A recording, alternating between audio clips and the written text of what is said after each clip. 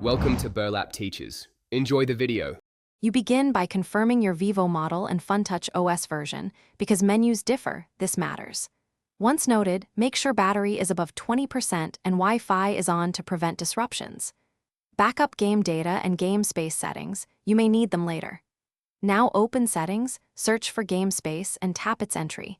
You will see an app page. Go straight to Permissions and Notifications to prepare for disabling. These initial checks prevent data loss and save troubleshooting time.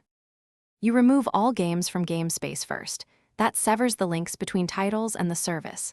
Once done, inside the app disable Game Assistant and any floating window or in-game optimization toggles. These are the active hooks. Then go to the System App Info page for Game Space. Stop it, force stop, and clear cache and data to reset behavior. Next, revoke overlay and accessibility permissions so it cannot intercept input. Make sure notifications are off to stop persistent alerts. You now disable auto start and background activity for Game Space and App Info, and enable battery optimization to prevent restart. If the system permits, uninstall updates or disable the app to remove UI components.